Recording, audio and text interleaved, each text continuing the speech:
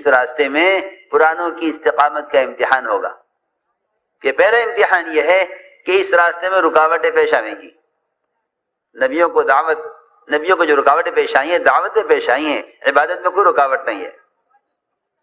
آپ نماز پڑھیں، آپ روزے رکھیں، آپ زکوٰۃ دیں، آپ تلاوت کریں، آپ عبادت کریں، ہمیں آپ سے کوئی لڑائی نہیں ہے. لڑائی ساری دعوت پر ہے، لڑائی ساری دعوت پر ہے، عبادت پر کوئی لڑائی نہیں ہے. کہ آپ دعوت نہ دیں کہ نبیوں کی لائن کی جو اذیتیں ہیں وہ دعوت میں ہیں، نبیوں کی لائن کی استقامت ہے وہ دعوت میں دیکھی جاوے گی کہ یہ دعوت پر کتنے قائم ہیں. کیونکہ دعوت میں رکاوٹ آئے گی، دعوت میں رکاوٹ آئے گی کہ استقامت دیکھی جاوے گی پہلے دعوت میں کہ ان کو اعمال دعوت پر کتنی استقامت ہے. امتحان یہ ہوگا کہ یہ اس کام میں آنے والی رکاوٹ کی وجہ سے کام کو چھوڑتے تو نہیں. اس لیے حضور اکرم صلی اللہ علیہ وسلم کو آپ کے چچا نے بلایا، اور چچا بڑے محسن، بہت خیال کرنے والے، اور بلا کر یہ کہا کہ اے بھتیجے، میں نے ہمیشہ تمہاری بات مانی ہے، آج تو میری بات مان لو کہ تم دعوت دینا چھوڑ دو. ہاں، تم دعوت دینا چھوڑ دو. بس میری تم سے یہ ایک درخواست ہے کہ تم دعوت دینا چھوڑ دو. آپ سمجھ گئے کہ آپ کے چچا آپ کا ساتھ اس کام میں نہیں دیں گے، کہ آپ کے چچا آپ کا ساتھ نہیں دیں گے. اللہ تعالیٰ کا نظام ہے کہ اللہ تعالیٰ داعی کے سہارے چھڑواتا ہے اس کو اکیلا کرنے کے لیے، پھر اکیلا کر کے دیکھتے ہیں کہ اس کا ہماری ذات پر کتنا اعتماد ہے. آیا یہ کام کسی کے سہارے سے کر رہا تھا یا اپنی بصیرت سے کر رہا تھا؟ تم جماعت سے نکلو گے تو ہم بھی نکل جائیں گے، تم 3 دن لگاؤ گے تو ہم بھی لگا لیں گے، تم سیدھا لگ دو گے تو ہم بھی دے دیں گے، تم 4 مہینے لگاؤ گے تو ہم بھی لگا لیں گے. یہ کوئی چیز نہیں ہے، ہر ایک کو خود بصیرت کام پر. جی ہاں، اس لیے فرمایا لا تکونوا امعۃ، کہ امع نہ بنو. کیا امع؟ کہ امع یہ کہ اگر لوگ حق پر ہوں گے تو ہم بھی حق پر ہوں گے ان کے ساتھ، اور اگر لوگ باطل پر ہوں گے تو ہم بھی ان کے ساتھ باطل پر. ہم تو بھائی سب کے ساتھ ہیں. اکثریت کے ساتھ چلنے والے وہ راستے پر نہیں ہوتے، وہ موقع محل دیکھتے ہیں کب کس کے ساتھ رہنا ہے، کب کیا کرنا ہے. انہیں حق کی خبر نہیں ہے کہ حق پر چلنے والا تو روشنی پر ہوتا ہے اور حق پر چلنے والا بصیرت پر ہوتا ہے. وہ یہ نہیں دیکھتا کہ میرا ساتھ کون دے گا کون نہیں دے گا. تو چچا نے ساتھ چھوڑ دیا آپ کا، تو آپ سمجھ گئے کہ چچا میرا ساتھ نہیں دیں گے. تو آپ صلی اللہ علیہ وسلم نے چچا کے ساتھ نہ دینے پر یہ نہیں ظاہر کیا چچا پر کہ اب میرا کیا ہوگا، یہ نہیں. اور یہ بھی نہیں ظاہر کیا چچا پر کہ اب کام کیسے ہوگا جب چچا ساتھ نہیں دے رہے. ضروری بات میں عرض کر رہا، جن کے دلوں میں کمزوری ہوتی ہے، جن کے دلوں میں چور ہوتا ہے، جن کے دلوں میں کام پر بصیرت نہیں ہوتی، وہ یہ کہتے ہیں کہ اب کام کا کیا ہوگا، فلاں صاحب تو ساتھ نہیں دے رہے، فلاں اب کام کا کیا ہوگا. اللہ کا نظام ہے کہ اللہ تعالیٰ قرآنوں کو ڈالتے ہیں اس امتحان میں کہ ہم تمہیں امتحان میں ڈال کے دیکھیں گے، ہم تمہیں امتحان میں ڈال کر دیکھیں گے کہ تم حالات کی خرابی میں کام کرتے ہو یا نہیں کرتے. ہاں، مختلف حالات لاتے ہیں. قرض کے حالات آپ پر آئے، ذلت کے حالات آپ پر آئے، ہاں، انبیاء پر تہمت کے حالات یوسف علیہ السلام پر آئے، جیل کے حالات بھی آئے. حالات ہیں سخت، سارا ملک خلاف ہے، لیکن اپنے کام سے کام ہے، کیونکہ وہ جانتے ہیں کہ جس کام کے لیے ہمیں بھیجا گیا ہے اس کام میں آنے والی رکاوٹوں کا حل یہی کام ہے. یہ نہیں کہ جب حالات ٹھیک ہوئے تو کام کریں گے، کہ حالات کے ٹھیک ہونے کے منتظر تو منافق رہتے تھے. میں آپ کو صحیح بات بتا رہا ہوں، قرآن حدیث سے بھرے ہوئے ہیں. منافقین انتظار کرتے تھے حالات کے ٹھیک ہونے کا کہ جب حالات ٹھیک ہوں گے ہم کام کریں گے. وہ انتظار کرتے تھے حالات کے ٹھیک ہونے کا کہ دیکھو اونٹ کس کروٹ بیٹھتا ہے، کیا ہوتا ہے، حالات ٹھیک ہو جائیں گے تو ہم بھی کام کریں گے. ہم کو کام چھوڑنے والے نہیں ہیں، ہم تو حالات کے ٹھیک ہونے کا انتظار کر رہے ہیں. یہ میں آپ کو منافقین کی بات بتا رہا ہوں. یہ منافقین کہا کرتے تھے انتظار کرو، حالات ٹھیک ہوں گے پھر کام کرنا.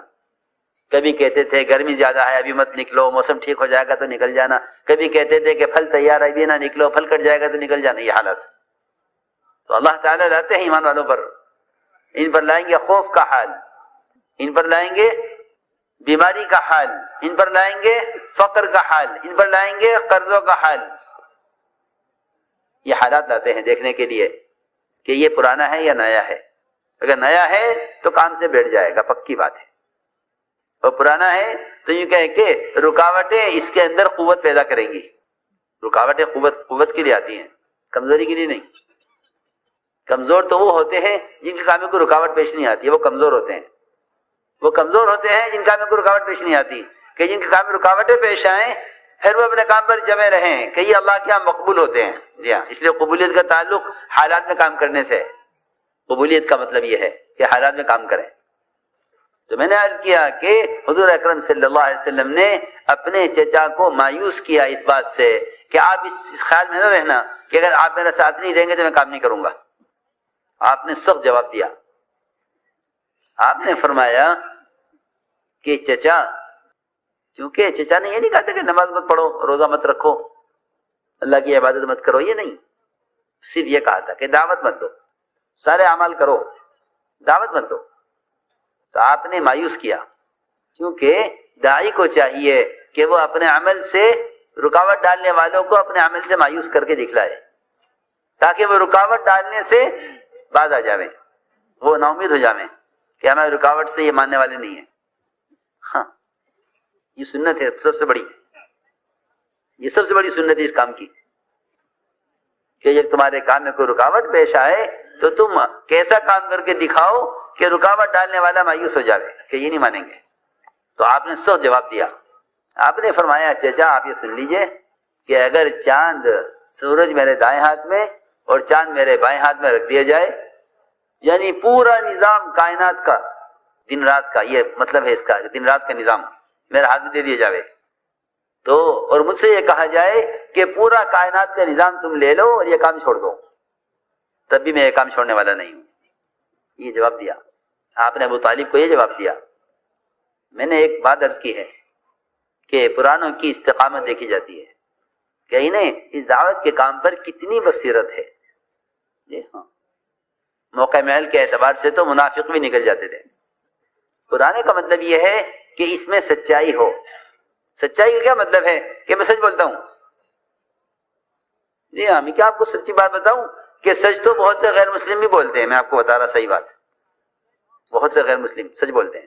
نہیں بھائی، ہم جھوٹ نہیں بولتے، وہ جھوٹ کو برا سمجھتے ہیں. سچا ہونا کیا مطلب ہے سچائی کا؟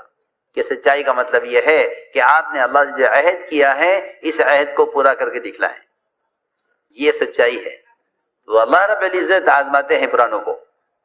اس لیے سب سے بڑی صفت پرانوں کے اندر وہ استقامت کی ہے کہ یہ اپنے کام میں استقامت کے ساتھ چلیں، سہارے سے نہیں، کیونکہ سہارے سے جنازے چلتے ہیں. سہارے سے جنازے سہارے سے چلتے ہیں. زندہ آدمی سہارے سے نہیں چلتا، کہ سہارے سے چلتے ہیں جنازے کندھوں پر. اور روایت میں ہے قدمونی قدمونی، مجھے آگے بڑھاؤ مجھے آگے بڑھاؤ. اور روایت میں کہ داعی تو اپنی بصیرت پر چلتا ہے کہ بھئی ہاں ہمیں اس کام پر خود بصیرت ہے. تو پہلی چیز ہے یہ کہ داعی کو اپنے کام پر یقین اور استقامت ہو، کیونکہ اس راستے میں رکاوٹیں پیش آئیں گی. اس راستے میں رکاوٹیں پیش آئیں گی. جو ان اذیتوں کو برداشت کرے گا کہ اس کے اندر پختگی پیدا ہوگی.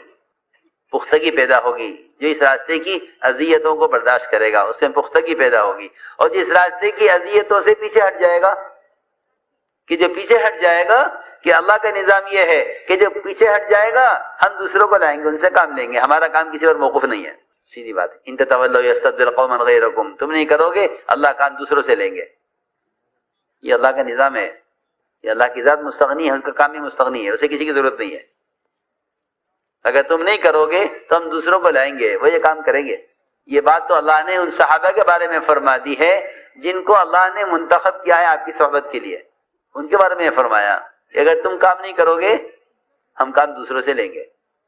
یہ بہت بڑی بات ہے جو میں کہہ رہا ہوں کہ جب صحابہ کے بارے میں اللہ نے یہ کہہ دیا جن کو اللہ نے چنا ہے خود. جی ہاں، اختارہم اللہ لصحبۃ نبی، روایت میں اللہ نے چنا ہے ان کو اپنے نبی کی صحبت کے لیے. تو اللہ نے یہ کہہ دیا کہ اگر تم نبی کا ساتھ نہیں دو گے اس کام میں تو ہم تمہیں ہٹا کر دوسروں کو لائیں گے. اس لیے آپ کے ساتھ دو جماعتیں تھیں، ایک انصار ایک مہاجر. آپ کے ساتھ دو جماعتیں تھیں، انصار اور مہاجر. کیا مطلب ہے اس کا؟ کہ اس کا مطلب یہ ہے کہ نبوت کے کام کا آگے بڑھنا اور نبوت کے کام کا پورا ہونا نصرت اور ہجرت پر ہے، کہ اپنے دین کا مددگار بنو اور اپنے دین کے لیے وطنوں کو چھوڑو. وطن کا چھوڑنا ہجرت اور دین کی مدد نصرت، یہ بنیادی چیز ہے. اس لیے میرے محترم دوستو، اس کام میں اذیتیں پیش آئیں گی، ناگواریاں پیش آئیں گی، کہ ان ناگواریوں کو برداشت کرو. اس لیے کہ داعی کے لیے چلنے کا جو ایندھن ہے، جیسے گاڑی کا ایندھن ہوتا ہے، پیٹرول ہے، ڈیزل ہے، یہ گاڑی کا ایندھن ہے، گاڑی سے چلے گی. کہ اس طرح داعی کا ایندھن صبر ہے. داعی کا ایندھن صبر ہے. جی ہاں، کہ اس کی گاڑی صرف صبر سے چلے گی. اس کی گاڑی صبر سے چلے گی. کہ صبر کرتے رہو، صبر کرتے رہو، صبر کرتے رہو. کب تک؟ کہ صبر کرتے رہو قیامت تک، موت تک. ایک صحابی ہیں ابو ذر غفاری رضی اللہ تعالیٰ عنہ، پرانے صحابی ہیں اور بہت زاہد صحابی ہیں، دنیا سے بے رغبت. خود ہی بے رغبت تھے دنیا سے، دوسروں کو بھی دنیا سے بے رغبت کرتے تھے. تو گھر بھی نہیں بنایا، ایسے صحابی تھے. تو مسجد میں سو رہے تھے. آپ نے پوچھا ابو ذر مسجد میں کیوں لیٹے ہو؟ عرض کیا یا رسول اللہ میرا گھر تو کوئی ہے نہیں، یا آپ کے علم کے حلقے میں ہوتا ہوں یا باہر دعوت کے تقاضے پر ہوتا ہوں، فارغ ہو گیا تو مسجد میں آ کے لیٹ جاتا ہوں، میرا کوئی گھر نہیں ہے. آپ نے فرمایا کہ اے ابو ذر، ہمارے بعد جب لوگ تمہیں ستائیں گے، تمہیں تنگ کریں گے، تم کیا کرو گے؟ حضرت ابو ذر نے عرض کیا کہ میں مدینہ منورہ چھوڑ کر ملک شام چلا جاؤں گا، وہاں رہوں گا. اے ابو ذر، جب ملک شام میں حالات آئیں گے پھر کیا کرو گے؟ عرض کیا کہ میں واپس مدینہ آ جاؤں گا، پھر یہاں رہوں گا. اے ابو ذر، جب مدینہ والے دوبارہ تنگ کریں گے، نکالیں گے، پھر کیا کرو گے؟ ایک بات عجیب بتائی. حضرت ابو ذر نے عرض کیا کہ پھر میں ان کا مقابلہ کروں گا. فرمایا نہیں ابو ذر، ایسا مت کرنا. غفرن یا ابا ذر، ابو ذر ایسا مت کرنا، بلکہ درگزر کرتے رہنا اور جہاں تمہیں تقاضوں پر بھیجیں وہاں تقاضوں پر جاتے رہنا، جہاں تمہیں ساتھ لے کے جائیں ان کے ساتھ جانا، یہاں تک کہ تم مجھ سے آ کر قیامت میں مل لینا. 2-3-4 دن کی بات نہیں ہے، 2-4 سال کی بات نہیں ہے.